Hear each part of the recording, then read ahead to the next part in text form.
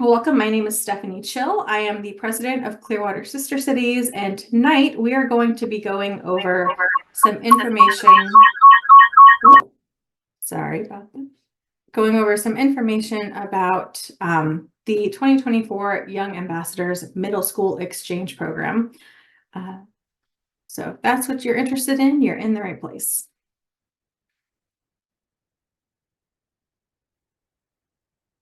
Tonight, we're going to go ahead and cover a little bit about what Clearwater Sister Cities are, what we are, who we are, what the program is, who our current directors are. We're going to cover some important dates you want to keep in mind, look at our program outline, our agenda really for the program itself, what it's like to stay in Nagano, and then some other important factors that you want to make sure you're considering for international travel. We will have time at the end for questions. So if you do have questions during the program, we ask that you just hold them during the program, and you can use the chat box, which should be one of the little chat bubble icons in the middle of your screen at the bottom. You can chat anytime in there, and we will follow up with those questions at the end. Right, so Clearwater Sister Cities is a long-standing relationship. We're almost 65 years old. Our relationship with Nagano, Japan was formally established in 1959. And sister cities in general were a way that President Eisenhower at the time, post-World War II, was trying to find a way to really develop and nurture relationships internationally, ways for cities in the US to meet, become friends, and share in the benefits, both culturally, but also economically, looking at how different cities grew over time. And the mayor from Nagano visited 3 cities and picked ours, Clearwater, as being one of the friendliest. And we have been having exchanges ever since. We did start with teacher exchanges. We had some business exchanges.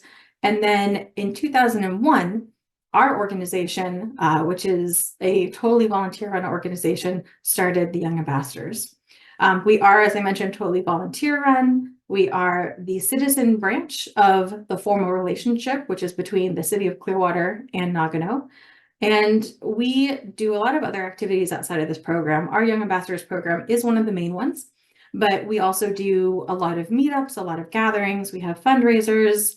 One of our annual fundraisers is a sake tasting for those of you who are 21 and over, so we can try the spirits and flavors of Japan. We also do an end of the year party. So that's coming up next week, actually December 28th. We'll have a gathering for anybody who wants to celebrate the end of the year. And we usually do that at a sushi restaurant in the Clearwater area. Now, if you have any questions about becoming a member, more about our program in general, please email clearwatersistercities@gmail.com. And as you have more questions or want to become more active with the Young Ambassadors program, you can use the csciya@gmail.com. Okay. Music and video. Let me know if you can see both in the chat.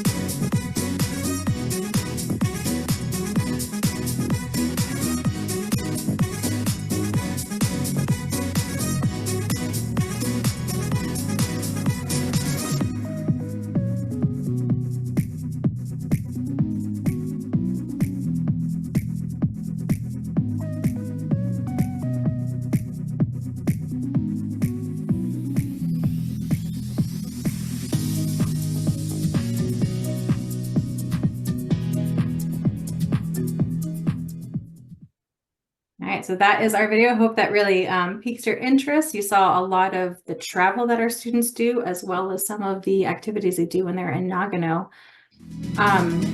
We're not going to watch it again. I'm going to go ahead and turn it over to Anthony, who is one of our co-directors this year. He's also the vice president of Clearwater Sister Cities, Inc. I'm going to have him get started.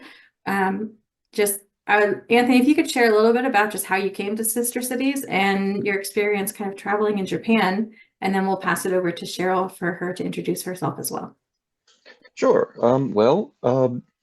I moved to Clearwater as following a job with FedEx, and but my area of study when I was a grad student was actually had a large Japan-related component. It was an unusual master's degree that.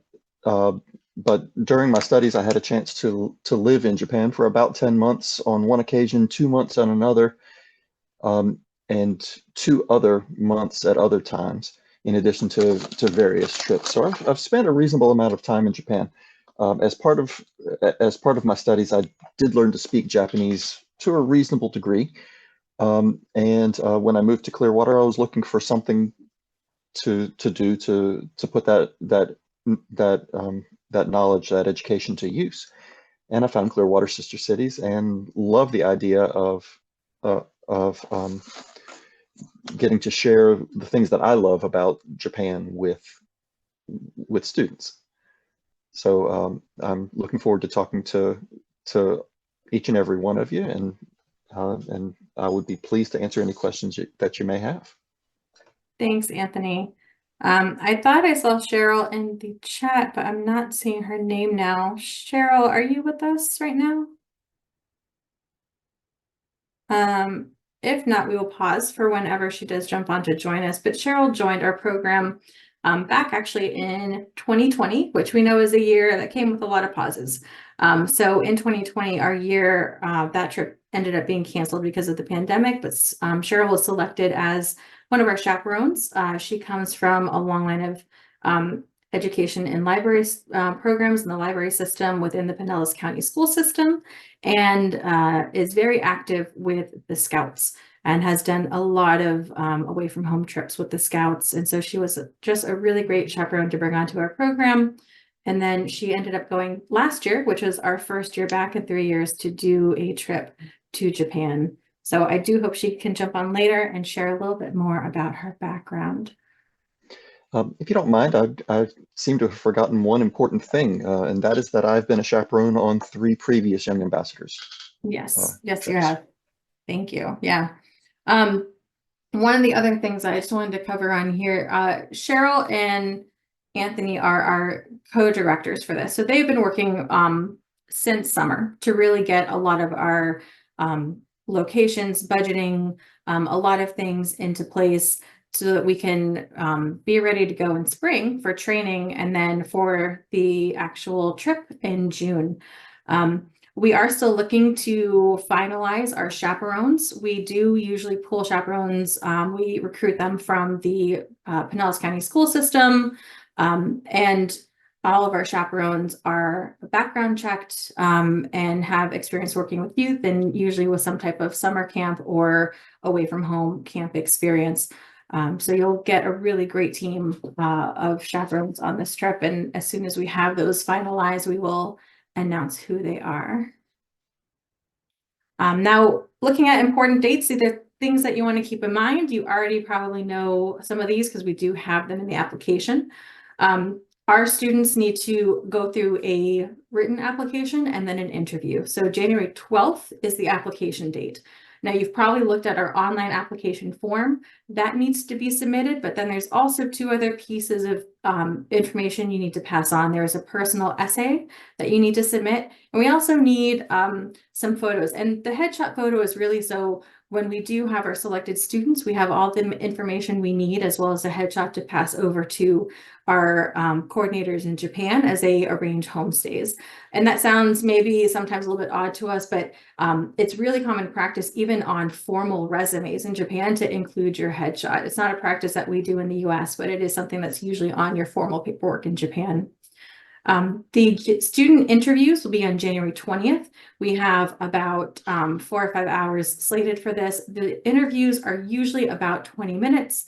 There is a panel of board members and educators who talk to the students and really just kind of get to know each of our applicants one-on-one, learn a little bit more about them from that first person perspective and getting to kind of hear your candid response to some of our questions.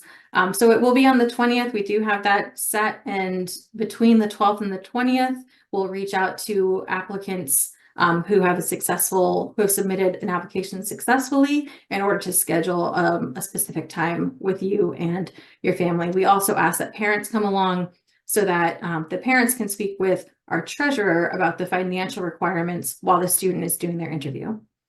Now, during the course of spring, really, we have our training sessions. So there are 4 orientations. And in each session, it's about 2 hours. It's a chance to really bond, get to know the other students on the trip. But we also cover a lot of great information. There's a little bit of language training. We go over, how do you act when you're at a temple versus when you're at your homestay? What are some cultural taboos? What are some things that you should not do in Japan because they might offend somebody? How do you make sure that you are acting to the best of your ability to be an ambassador for Clearwater and to be a friendly American traveling overseas? We do have 2 payment dates. The first portion is due on February 17th at our first orientation, and that is about $2,000. And the reason we ask for that much up front is because we need to secure our flights as soon as possible. So that payment goes directly towards flights once we have finalized who is participating in the program, and then the remainder is due by April 20th. Now in June, we will leave for Japan. We are still, I believe, waiting on the final dates from Nagano. They have to approve our dates for travel. We usually travel for about 2 weeks or 15 days, leaving from Tampa, the first week traveling through Japan, and the second week in Nagano. Usually, I think last year the trip was the 5th through about the 20th.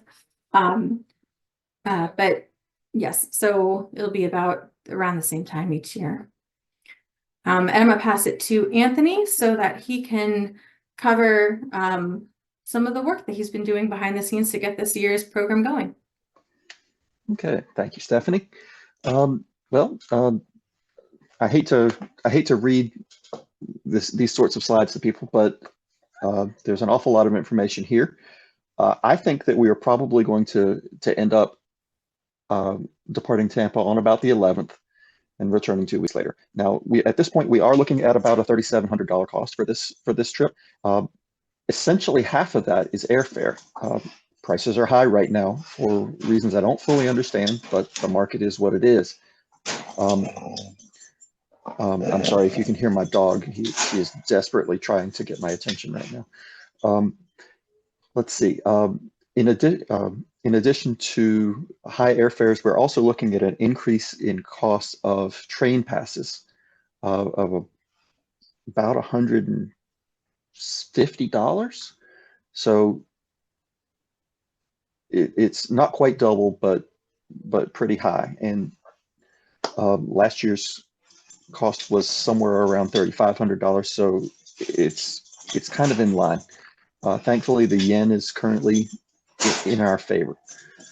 So the trip is typically divided into 2 weeks. 1 week of being a tourist in the cities that we have listed here, staying in youth hostels. And the second week is a visit to Nagano with a homestay for almost all that time.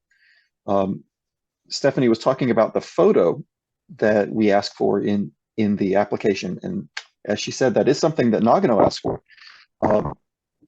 One big use for it is actually so the host family can go straight to you to greet you when you meet it on typically the second day in Nagano.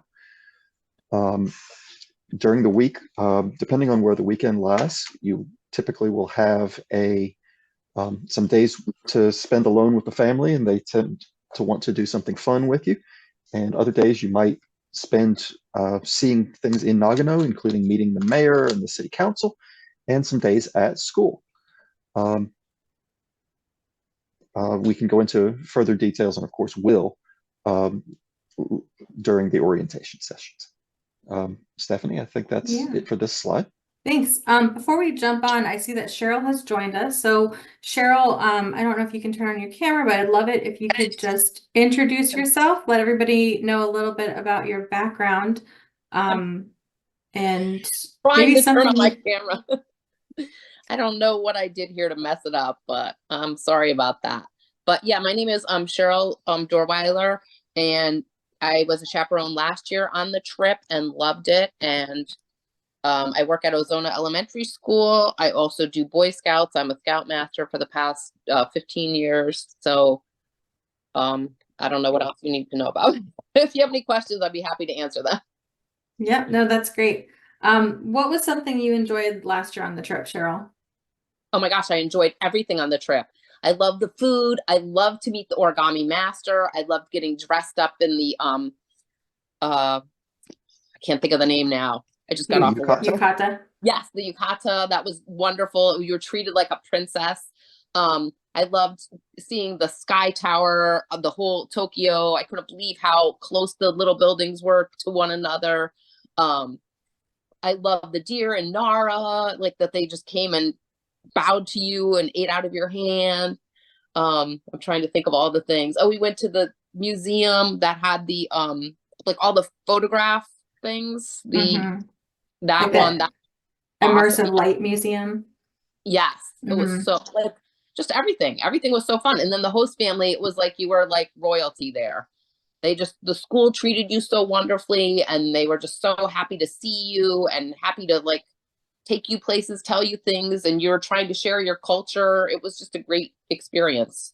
Yeah, and you make a really good point there. We have a lot of people join Sister Cities or even come back and apply to be a young ambassador for a second time because the hospitality from Japanese people and within Japanese culture is so wonderful. And a lot of people want to be more involved with our program so that when we have host students come to us or we have visitors, we can provide the same level of hospitality to them as well.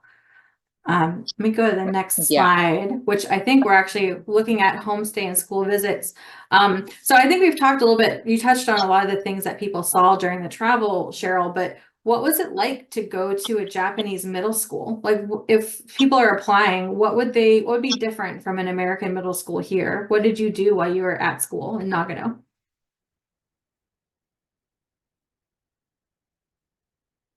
Oh, I think we may have lost you, Cheryl. I don't hear you.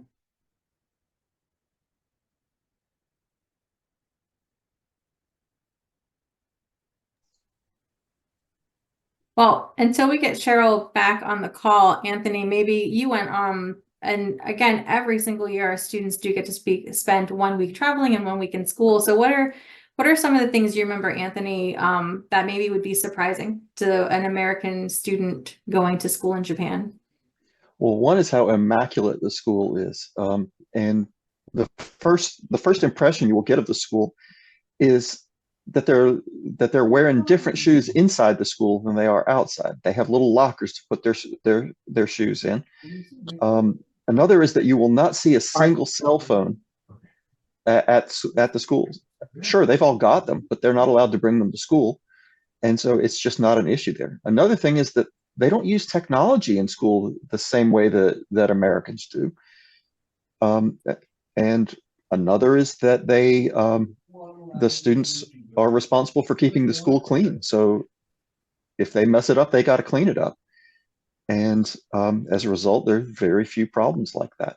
Um, at the end of the day, you'll typically see the students cleaning the school, and young ambassadors would be a part of that. That's great. I think we have Cheryl back now too. Yeah. Cheryl, we were just talking about what are some differences between American middle schools and the Japanese middle school. Like even here, we talk about you're at school full day and you may go to English class, you may go to PE, but then you also get a chance to eat lunch at Japanese within the Japanese school, which is very different than our cafeterias, or attend after school clubs. Like last year, our students got to go to, is that Kendo Club, I think that they went to? Yes. Yes. Yes, they went there. I went to a science club. And I was at Carwise. I worked at Carwise Middle School for a while, so I know middle schools here.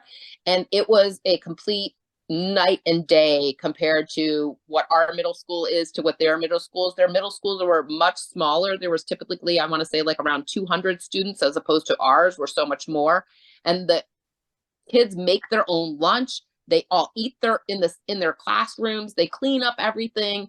They after school, they have like, I think they ended at like 4, and then from 4 to 5 it was cleaning. Everybody cleaned like a room, or you were assigned to, like, we were assigned to the gym and we had to go sweep the whole gym out, but everybody just does it. And then afterwards was clubs, and there was like a bazillion different clubs to go to. There was a gardening club, there was a science club.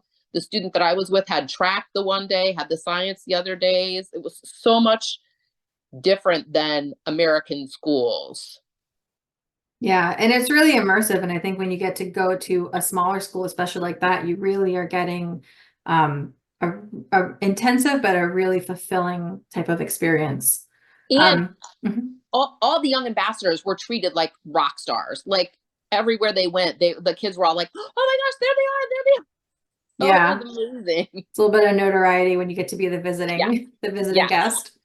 yeah. All of the students are paired with homestay families as well as our chaperones. Our chaperones stay with host families when they're in Nagano. And Nagano does try to consider not only the gender and age of a student who's going, but also their interests. Those are all that's all information that gets shared, so they can try to pair you with a student who has some similar interests, maybe is if you are into science, maybe that student is a part of the science club, so that you get to participate as a student in something that you're interested in here, and you can have that experience between what your interest is in America and somebody in Japan having a similar interest. In Nagano, they do, as we do, background checks on families. A lot of host families will have somebody in the family who has some level of English, but our students take their cell phones with them when they go overseas, and we have seen, just with the increase in technology, that being such a useful tool for our students to be able to have more in-depth conversations through things like Google Translate, and using that when they do have maybe younger siblings or a grandparent who lives at home who just doesn't know any English at all. I don't know if you experienced that at all, Cheryl, in your homestay, or if there's any insight you can get us to the family you stayed with. What was it like? Oh my gosh, they were amazing. It was a family with a mother and a father and 3 children. And the oldest one was in 6th grade. And then there was a younger one that was like in elementary school, like I think it was 3rd or 4th grade. And then the little girl that was in like kindergarten. And it was just a marvelous experience. And she could keep up with me origami wise, which was amazing. The 6-year-old. So And that was great. For those who But don't know, Cheryl is almost like master level of origami herself. She is just a complete expert in origami. So I was trying, like, maybe this time would be the time to get the origami master thing. I met an origami master on the very last day, and he was like, "I think you could be it, like with the translator." And I was like, "No, it's my last day." But yeah, the family was awesome. And so the little girl had swimming, so we did swimming lessons. They went to the library, we went shopping. The mom took me, and showed me different, like when she went to like grocery shopping, I went with her so I could see like the different things. They the father could speak good English, the mother almost like none. The kids very little English, but with the translator, it worked out amazingly. So I don't think I had a problem at all getting them to do, and like, told them about the American culture. I taught them games, like I brought games with me and they loved them. So it was just an overall wonderful experience. Yeah.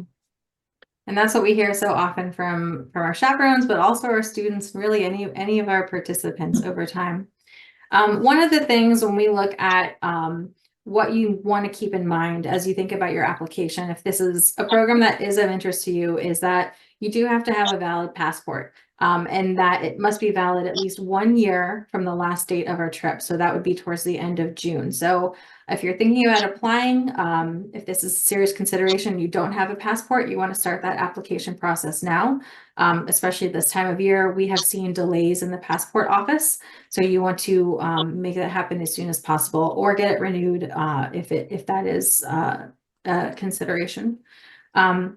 For citizens of 70 countries, there is a tourist visa granted upon arrival in Japan, and US is on the list. When our students get to immigration, the chaperones are trained and prepared to help them through that, the passport stamp. When you go in, there's actually an extra step that is required in a digital format. But we will go over that in orientations as well. But there isn't anything here in America that you need to apply for in order to travel. It really is just having the passport. The other thing that you need to have is medical insurance that would be valid overseas, internationally valid in Japan. Most people will have that already on their insurance plan, or even on sometimes credit cards or certain types of subscriptions you're part of may include that. So you want to look into that to double check and make sure you do have medical insurance that is valid overseas. If you have any questions, you can certainly let us know as you look into that.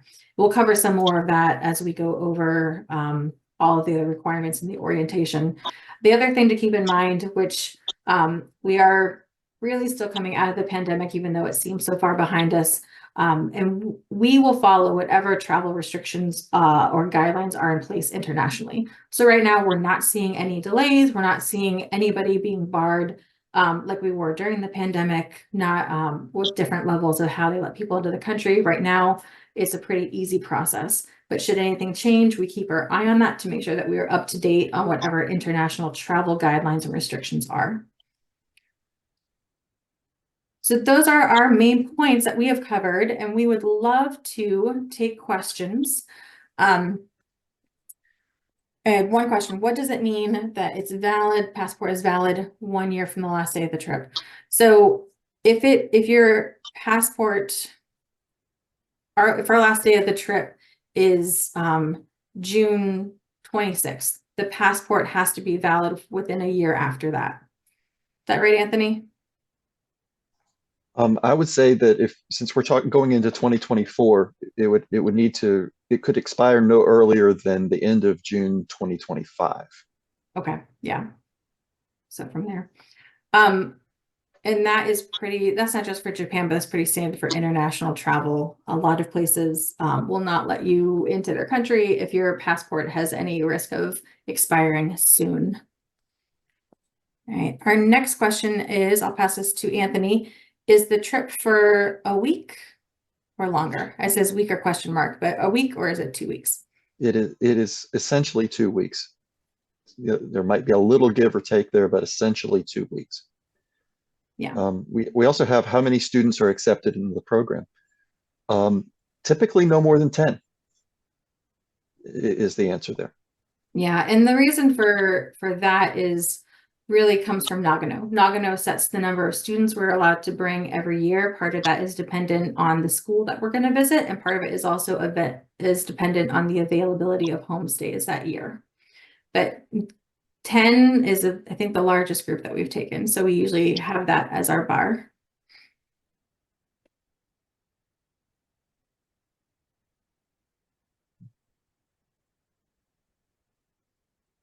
For students who are interested in applying, Cheryl or Anthony, do you have any advice on what they want to maybe consider for their personal essay or their interview? What are some things that the chaperones and the review panel might look for? I think part of the thing that I noticed was when you say that you eat anything, really be prepared to eat anything, because the food is so different there than it is here in America. So I feel like that, let us know anything that you think might be an issue or a problem, so we have a heads up going into it. Let us know what you love about Japan, and so we can try to work those into what we're doing when we go. And be prepared to walk like a ton. I think the one day was like 28,000 steps. It's fun, but when you look at the step clicker, it's far. Yeah, it's a lot. So you're doing, it's like if you were walking around Disney every day for, well, at least that 1 week, you're told, like when you're going to school, not so much, but that 1 week that we're going from morning till night, like just going. So it's a lot of walking. Yeah, absolutely. Anthony, did you have any advice? Show us that you've thought about why you want to go to Japan. show us that you've looked into things that you might like to do in Japan. Um, it is probably not going to be very helpful that if you have an encyclopedic knowledge of anime, but it's a nice entry point into Japanese culture. We also have this next question of how many chaperones. We typically have one chaperone for every 3 1/3 kids. So if we have 10 kids, we would have 3 chaperones. Yes. And our next question I see on there is about chaperones and students at homestays. Students are paired into a homestay by themselves. They are paired with another student who is of similar age. It is most often, I think in the majority of cases, we've seen somebody at the school. They always try to pair us up with people at the school or near the school that we're visiting. But the students are with the homestay families separately on their own, as well as the chaperones. They are in homestays by themselves. Chaperones are always available by phone. The students do have phone. We use a web app to communicate when we're overseas. And most of the houses, most of the people now have Wi-Fi. That has not been an issue the past couple of years. So there, should anything come up, any emergencies come up, the students are able to always get in touch with the chaperone.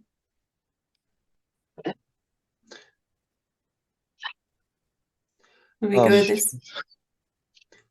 It rotates every year. The school has The question is, are we going to the same school, or has it been confirmed yet? So the schools can change, but I think this is from a family member of somebody who went last year. I think, Anthony, though, we had the name, right? Is it a different middle school this year? I don't know what it was last year, but this year it should be Kawanakajima Junior High School, middle school. And I've never seen it be the same two years in a row. Yeah.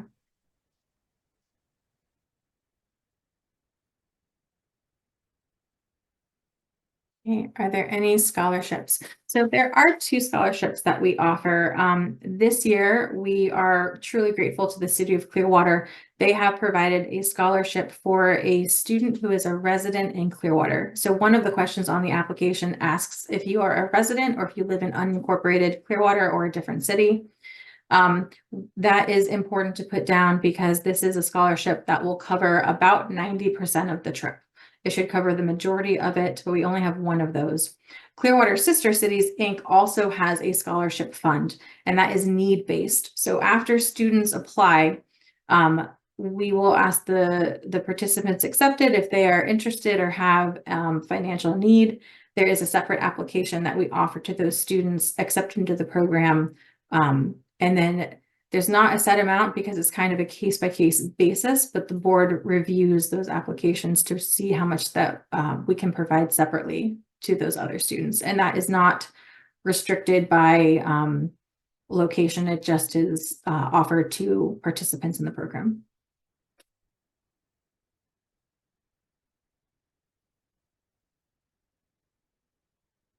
I'm not seeing any other questions right now. But if there are some that come up, and I'm sure there will be, it's a very big decision to send your child on a trip like this. And if you are a middle school student, it's a big decision to decide that you want to take a trip like this, away from family, overseas, on a 2-week journey that many have said, and I personally would say is very life-changing. I went to Japan as a teenager myself, and it really did impact the way that I saw the world and how I decided to go into the career field. So if you have questions, please email us, csciya@gmail.com. We will be watching the email, probably take a break over this weekend for Christmas and probably next weekend for New Year's. But do go ahead and send us any questions you have. If you are interested or if you're applying, we would definitely encourage you to come to the Bonin Kai party that we are having. So this is a social. It's going to be happening on December 28th, next Thursday. We just sent out an email about it. I think we're meeting at Charlie's Sushi Restaurant in downtown Clearwater. And we would love to see you. It's a great opportunity to meet board members, to meet some of our members, and just kind of get more familiar with the Clearwater Sister Cities program. I think we had one other question. How many people there are 10, but we can take up to 10 students this year. So again, I have some people just joining the room. We're just wrapping up. I did see Cheryl, I saw that you were jumping back in, so I don't know if you had anything else you wanted to share before we sign off for tonight. Oh, no, I was just gonna say how wonderful. I just keep having problems with my thing. I don't know what's going on. Technology. Was there any other questions? There's one other question that just came through. Will we ride a bullet train? Yes, the Shinkansen is one that the trip takes because you're traveling on one island on Honshu in Japan, in the main island, but you're going quite far from central Japan down through the south and back up. And so we utilize the Shinkansen for a lot of our travel in between cities. Yep, we took the bullet train quite often when we were there. We took that, Often. we took, yeah, like a lot. We took that, we took the subway, we took the ferry, we took all sorts of modes of transportation. Couple questions about December 28th. I will actually have Anthony send out maybe tonight or tomorrow, if you could send out the invitation for the Bonenkai party to through the CSCI YA email, and we can send it to all registrants as well. But the gathering is at Charlie's Sushi, which is in downtown Clearwater, and I don't have the address on hand, but we will email that out. And it's just a gathering at a restaurant. So there's not a set price, but we encourage you to come and have a meal or a snack.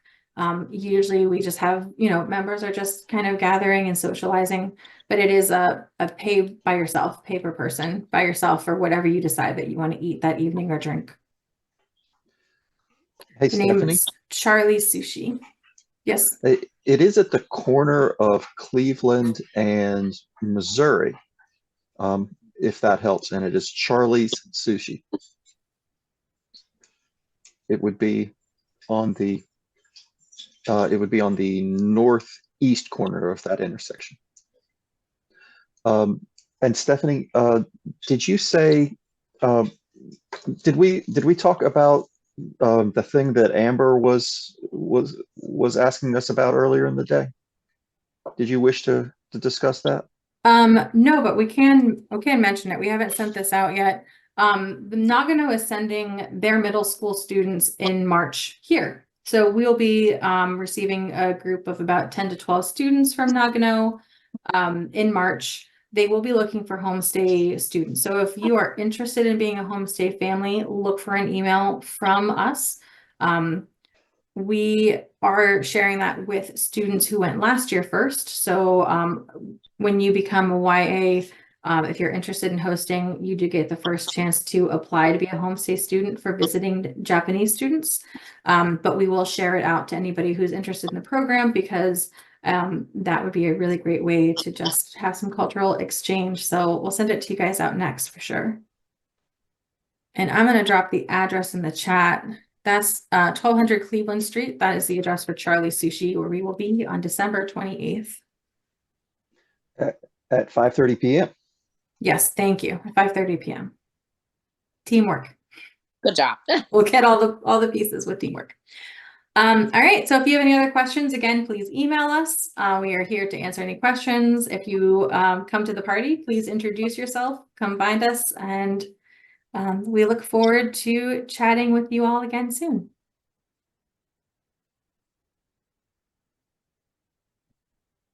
All right. Thanks, everyone. Have a good night.